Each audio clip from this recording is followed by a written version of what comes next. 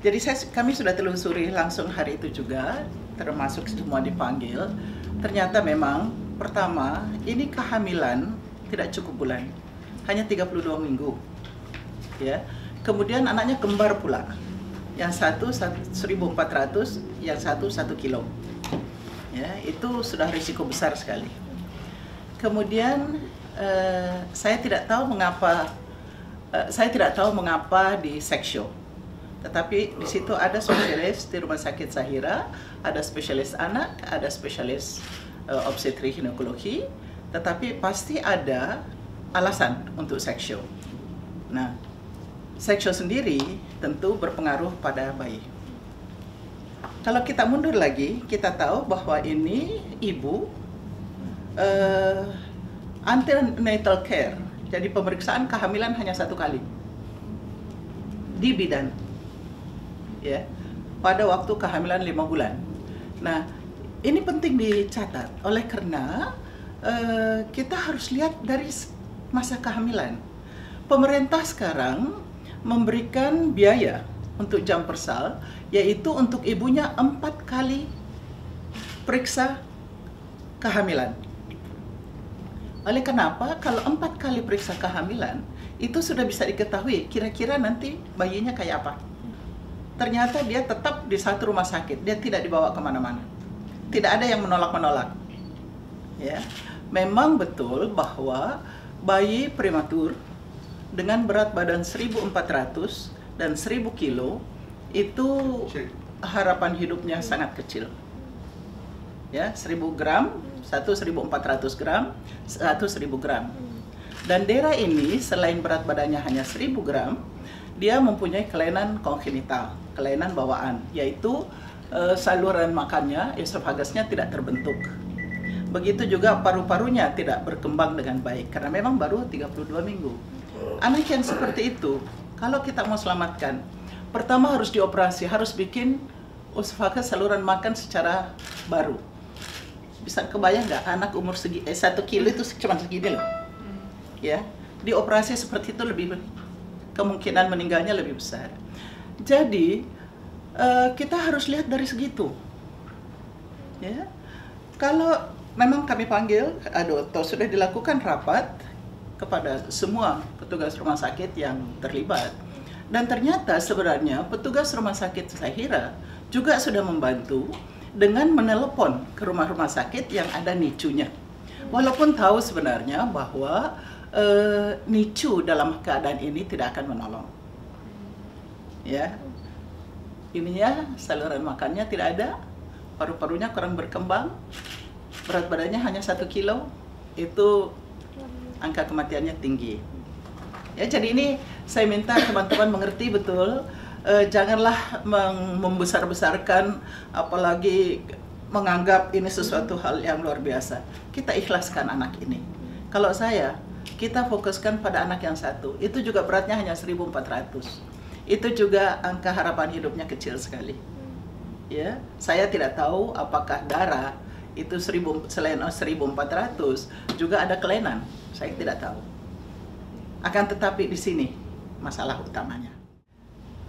Kalau tanya Kementerian Kesehatan bikin apa? Kalau kita mengajak masyarakat mengerti. Tidak mungkin DKI bisa aja di DKI ditambah tempat tidur, kemudian bikin online dan sebagainya. DKI bisa, tapi tidak di 33 provinsi. Ya, kita berusaha supaya semua anak yang lahir itu lahir cukup bulan, dalam keadaan sehat walafiat, insya Allah sesedikit mungkin yang ada cacat bawaan. Artinya apa? Pertama, ibu betul harus sehat betul baru hamil. Hamil tidak boleh kecelakaan. Hamil harus direncanakan pada saat ibu sehat. Dan kita tahu bayi berat badan lahir rendah begini, biasanya kalau 4 terlalu, ibu terlalu muda, ibunya terlalu tua, di atas 35 tahun, bayinya atau anaknya, kehamilannya terlalu rapat. Kalau seorang ibu hamil 2 kali dalam 1 tahun, itu bisa dipastikan anaknya pasti tidak sehat. karena rahim ibu belum sempat untuk pulih. Begitu juga kalau anak terlalu banyak. Kita tahu misalnya kalau anaknya sudah sampai 6, itu rahim ibunya tuh sudah tidak sehat. Nah, disinilah letaknya, pentingnya saya minta teman-teman media, betul kita harus tekankan bahwa setiap anak yang dikandung, itu dikandung pada saat ibunya sehat. Ibu harus sehat. Karena kondisi ibu tidak sehat, menyebabkan bayinya tidak sehat. Hal-hal lain yang bisa menyebabkan bayinya cacat atau bayinya lahir rendah adalah kalau ibunya kena infeksi waktu kehamilan. Ada beberapa infeksi ya yang kita tahu, misalnya HIV/AIDS itu menyebabkan anak lahir cacat. Beberapa penyakit kelamin, sifilis, gonorrhea bisa menyebabkan anak buta. Kemudian penggunaan obat-obatan oleh ibu pada saat kehamilan. Katakanlah yang kita kenal betul adalah ibu ini selama kehamilan mencoba menggugurkan dengan jamu-jamu yang tanpa diketahui mempunyai dampak pada bayi. Maka itu dampaknya pada bayi bahwa bayinya bisa kecil dan cacat. Begitu juga kalau misalnya rokok. Itu polusi, menyebabkan polusi. Kita tahu bahwa dia berpengaruh pada anak, selain paru-parunya tidak berkembang, terutama paru-paru tidak berkembang. Jadi ada banyak macam ini yang seharusnya bisa dicegah.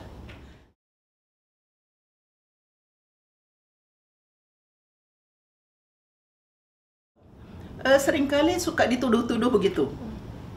Ya, suka dituduh-tuduh, yang dituduh adalah pemerintah. Tetapi kalau saya lihat datanya, ternyata pemanfaatan Jamkesmas sangat bagus. Kalau saya ke daerah, saya selalu cek bagaimana pelayanannya. Ya, memang tidak berlaku kalau orang tua tidak datang antenatal care, tidak datang periksa kehamilan.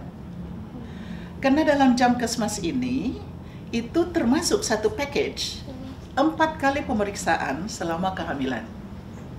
Kalau ibunya tidak datang, dia datang mendadak pada saat mau melahirkan, atau dia periksa di bidan, tetapi dia baru datang ke fasilitas pelayanan itu pada saat melahirkan, itu memang akan sangat menyulitkan. Oleh karena petugas kesehatan kan tidak tahu bagaimana apa yang harus dilakukan. Saya akan cek kembali mengenai Jamkesmas itu tetapi kalau memang ada yang mengatakan ditolak karena biaya, lapor pada kami.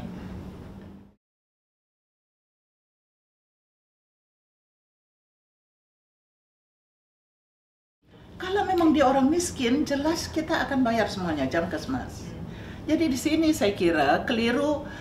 Saya juga lihat ada teman-teman media yang bikin seakan-akan ini diskriminasi terhadap biaya karena orang miskin. Tidak benar. Ya, kalau memang dia miskin, dia tetap pasti dibayar dengan Jamkesmas. Baik yang punya kartu maupun yang tidak punya kartu. Tetapi memang seharusnya sebaliknya dari masyarakat juga mempunyai perilaku yang bertanggung jawab. Tentu memang kita, oleh karena Jamkesmas adalah insurance, maka harus ada kerjasama antara rumah sakit itu dengan pemerintah. Kalau dia tidak ada kerjasama itu dengan pemerintah, maka dia boleh menolak.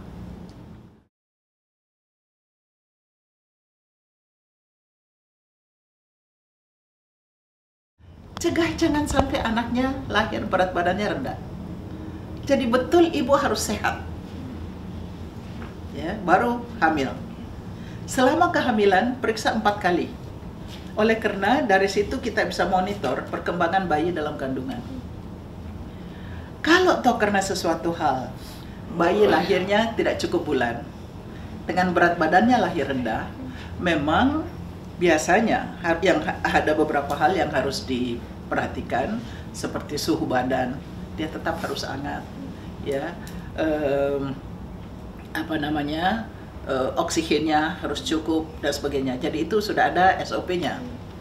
Tapi kalau dia sudah dengan cacat bawaan seperti itu, apalagi jantungnya yang tidak berfungsi atau paru-parunya tidak berfungsi, ya seringkali walaupun dengan NICU dan sebagainya itu tetap angka kematiannya tinggi sekali. Nah, soal rujukan ini memang betul saya sudah minta mulai dari DKI itu disusun suatu sistem yang lebih baiklah, bahwa mulai dari pelayanan kesehatan dasar, ya.